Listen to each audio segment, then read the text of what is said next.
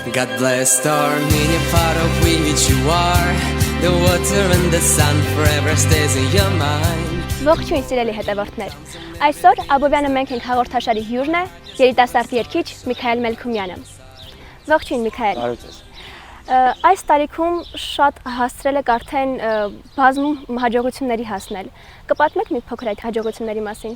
Ի սկզբանե դե փոքր ժամանակվանից եմ սկսել երգել ու նվագել, բայց իմ կյանքի երևի ամենամեծ հաջողությունը, որ ձեռքբերում ունեցա, ամենամեծ փորձը ունեցա դեպք խմբում։ Իրոք այդտեղ շատ փորձ ունեցա, որովհետև անընդհատ համերգների, անընդհատ փորձերի, երգեր, ձայնագրություններ ու այդ ընթացքում հասցնում ես ճանաչել շատ մարդկանց, շատերի հետ ես շփվում, նամանավանդ այդ բնակավարում, որը իրականում շատ դժվար է։ Այդտեղ իրոք հասցրի շատ մարդկանց ճանաչել ու փորձ ձեռք բերել։ Ինչպես հայտնվեցիք դեպքում։ Դեպքում հայտնվել եմ 16 թվականին, 2016, բայց մինչև այդ ճանաչել եմ դեպքի տղաներին։ Սկզբում ուղղակի ծանոթացա պրոդյուսերիս հետ, իր հետ ծանոթացել եմ Հյուսիսային պողոտայում գիտար էի նվագում, այդպես ինքը մոտեցավ, ծանոթացանք, հետո առաջարկ ստացա, որ իրենց տեսահոլովակներում նկարահանվեմ, եթե ինչ-որ կարիք լինի, համաձայնվեցի։ Հետո բանակում էի արդեն, դիրքերում էինք, մի օր պրոդյուսերից զանգ ստացա, ասաց, որ ցանկանում է ինձ խումբ վերցնի։ Իհարկե համաձայնվեցի։ Հետո արդեն բանակից հետո շատ ավելի ծանր ու ավելի ծավալուն աշխատանքներ կատարեցինք դեպքում ու գնացինք անգամ Ճապոնիա։ Իրոք լրիվ ուրիշ աշխարհ էր այնտեղ, գնացինք Ճապոնիա, Ճապոնիայի գնալու նպատակը այն էր, որ պետք է նկարահանվեր Դիանա Աբգարի մասին տեսահոլովակ։ Դիանա Աբգարը պատմության, երկիր մոլորակի պատմության մեջ առաջին կին դեսպանն է, որը ազգությամբ հայ է։ Ու եղել է դեսպան 1920 թվականին, ընդամենը մի քանի օրով։ Իր մասին հենց այնտեղ տեսահոլովակ նկարեցինք, բացի Դիանա Աբգարի տեսահոլովակից նկարեցինք եւս երկուսը, հետ եկանք, դրանից առաջ ունեցել էինք ալբոմի պրեզենտացիա, առաջին ալբոմի, հետո հենց Դիանայի տեսահոլովակի պրեզենտացիան եղավ հենց իմ ծննդի օրը, օգոստոսի 30-ին։ Դա ինձ համար շատ մեծ անակնկալ էր, որ այդ օրը որոշվեց։ You won't give up, you will try hard, even if not everyone will stand by your side. If it's not you, who else is ready to break the rules and climb the walls and get the fame too?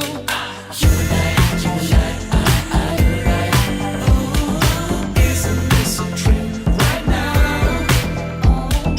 We can turn the world around.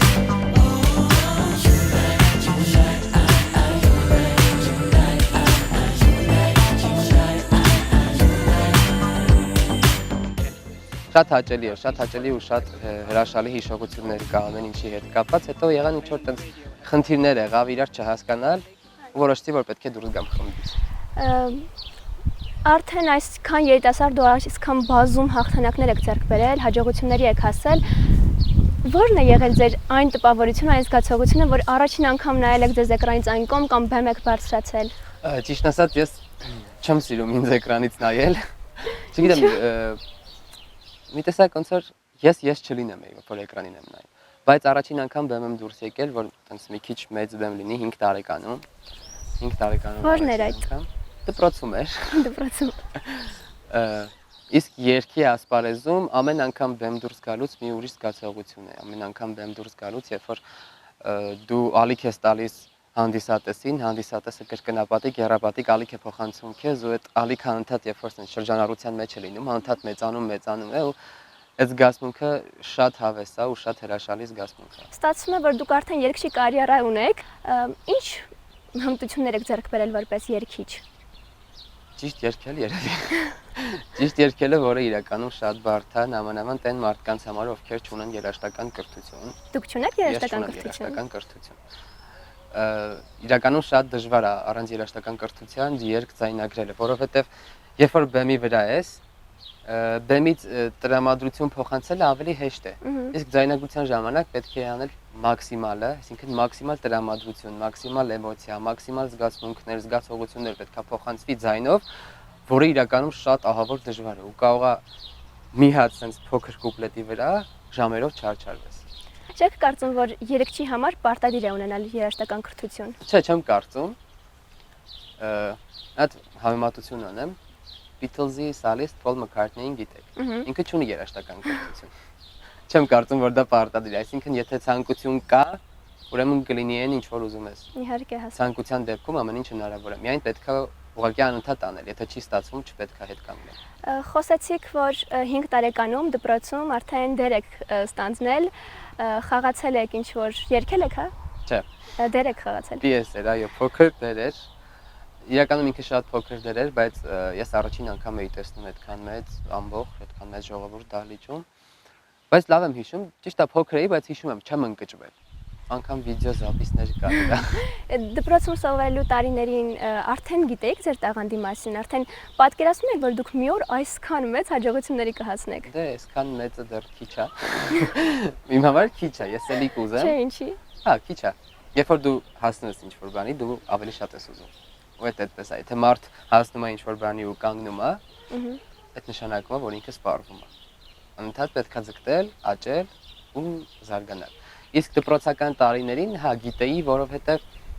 փոքր ժամանակվանից եմ երգել, նվագել, ես տանը դաշնամուր կա, այսպես ասեմ, քույրս նվագում էր, հայրս նվագում էր,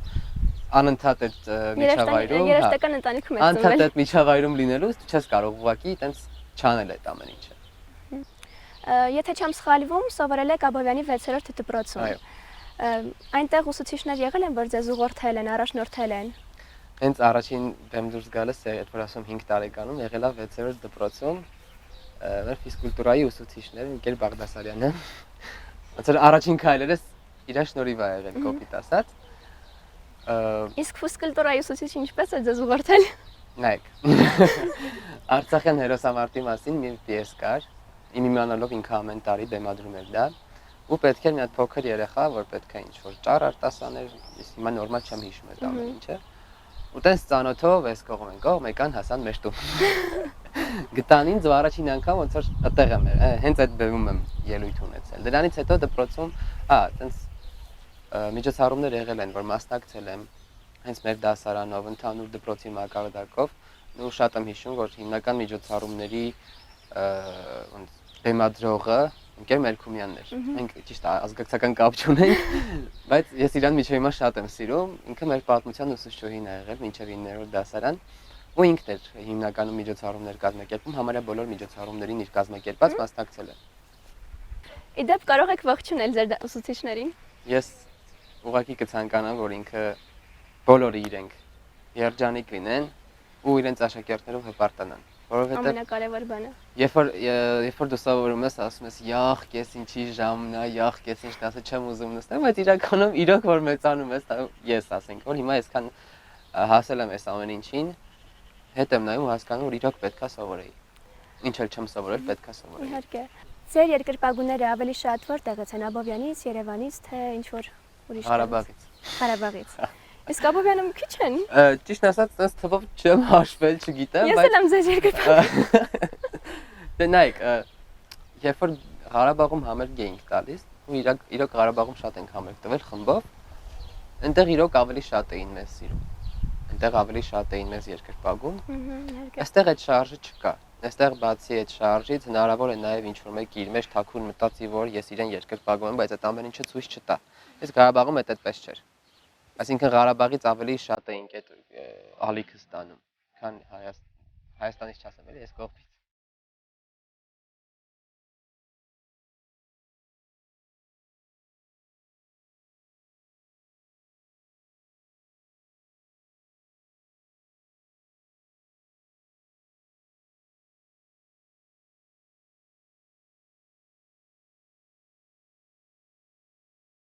Me ask me, but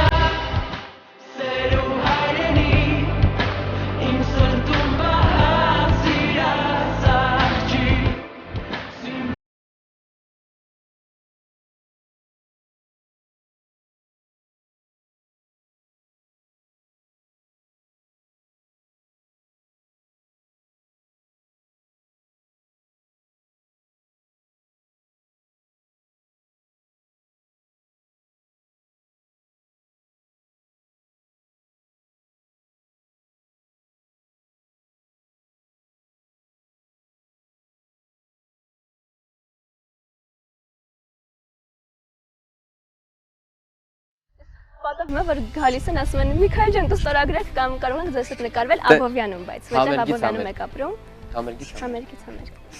Աբովյանը ինչ է ձեզ համար։ Աբովյանը նախ եւ առաջ տուն է։ Հետո ընդհանուր առմամբ ինձ համար Աբովյանը ավելի շատ հանգստի քաղաք է ևս, որովհետեւ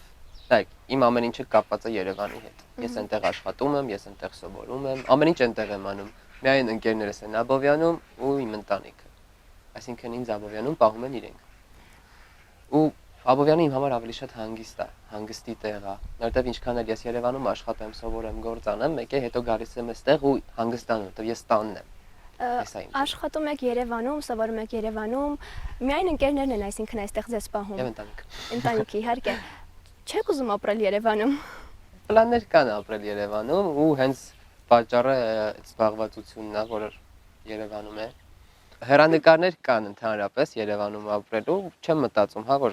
այստեղից կապը կկորի կամ չեմ մտածում, որ սա ձեր սրտի քաղաքն է։ Գա, հենց այն սրտի քաղաքն է։ Ես այստեղ եմ ծնվել, մեծացել, իմ ամեն ինչը կապված է այստեղի հետ։ Ուրել որ ոնց որ ասում ես, ուրել որ գնաս, ուրել որ լինես, քո մայր լեզուն չմոռանաս, ես իմ քաղաքը չեմ մոռանալ։ Աբովյանում կա մի վայր, որտեղ հանգստանում եք, ուրախանում եք, կամ ընդհանրապես որ ձեր սիրած վայրն է։ Ամենտեղ։ Աբովյանի ամենտեղ։ Չկա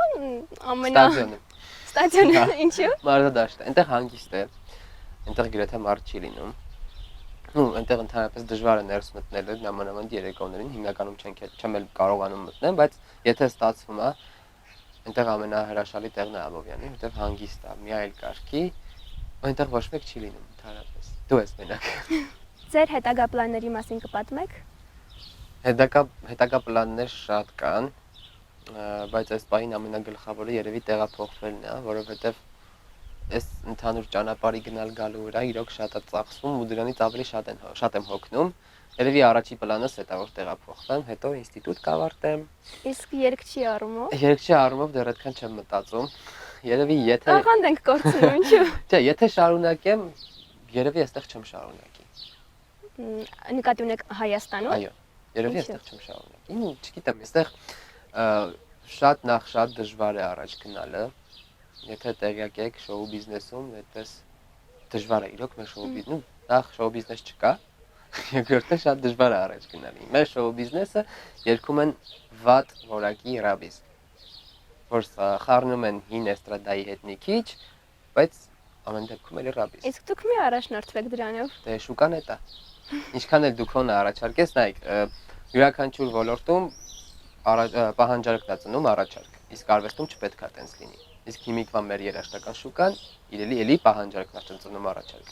Բայց պետք է իրականում արվեստի մեջ առաջարկը ծնի պահանջ։ Ցավում եմ, որ Հայաստանը ձեր նման տաղանդավոր արտիստի կկորցնի։ Չէ, չեմ կարծում, որ կկորցնի, ավելի շատ կգտնի։ Որովհետև ով երկրից դուրս է գալիս հասնում է ինչ-որ մի բանի, նոր իրան հիշում են։ Մեր հայերն այդպես են։ Միքայել, ես ուզում եմ կարդալ ձեր ստեղծագործությունից մի հատված։ Եվ ամեն անգամ ես կբացեմ իմ պատուհանը ու կփորձեմ լուսնի վրա քեզ ման գալ, պատկերդ տեսնել։ Ամպերը կցրեմ, որ չփակեն դեմքդ, կմաքրեմ անձրևը, որ չիշնեն այտերիդ վրայով ու որ չխանդեմ ջրի կաթիլներին, որ քեզ են դիպչում։ Ծանոթ են։ Շնորհակալ եմ, որովհետև առաջի անգամն էր, որ իմ գրածը ուրիշի շուրթերից լսում եմ։ Ու իրոք հաճելի է։ Ինչ զգացմունքներով եք առաջնորդվել, որ գրել եք։ Ընդհանրապես, երբ որ ես գրում եմ, պարտադիր չի, որ ինչ-որ բան զգամ։ Այսինքն սիրահարված չեք եղել։ Չէ, ես ուղղակի կարող եմ պատկերացնել ինչ-որ բան, թեկուզ իդեալ, թեկուզ ինչ-որ ժամանակահատված կամ ինչ-որ, չգիտեմ, իրադարձություն պատկերացնեմ ու սկսեմ այդ պատկերացման ժամանակ գրել։ Որն է ձեզ ավելի հոգեհարազատ գրելով զգացմունքներն արտահայտել, թե երգի միջոցով կամ նվագելով։ Երեքն էլ հոգեհարազատ են, բայց ընդհանուր առմամբ երևի ավելի հեշտ է գրելով, որովհետև երաժշտությունը մի քիչ իրանից ավելի բարձ սխեմա է ներկայացնում, նամանավանդ երբ որ ես չունեմ երաժշտական կրթություն, դրա համար ավելի շատ կարող եմ արտահայտել գրելով։ Միքայել, կարծում եմ, որ մեր հետևորդները կցանկանան լսել ձեր կատարումը, կկատարեք մի փոքր բան, երգ։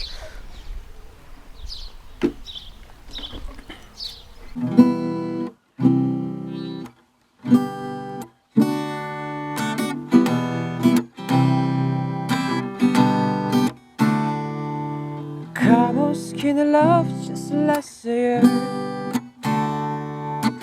Ooh, a little salt we never hear. My.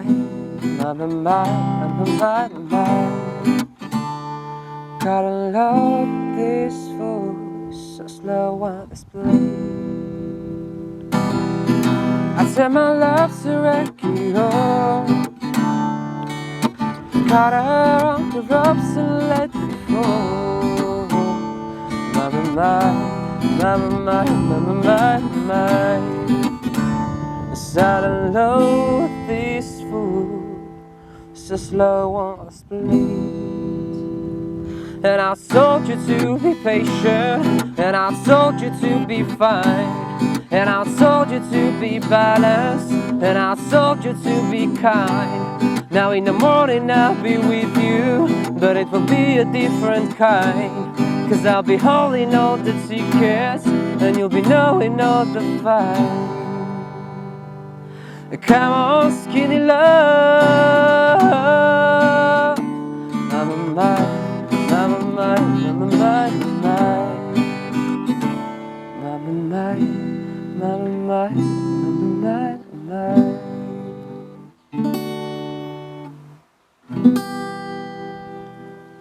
Հրաշալի կատարում էր Միքայել։ Շնորհակալ եմ։ Համոզված եմ, որ դեռ դուք մեծ բարձունքների կհասնեք։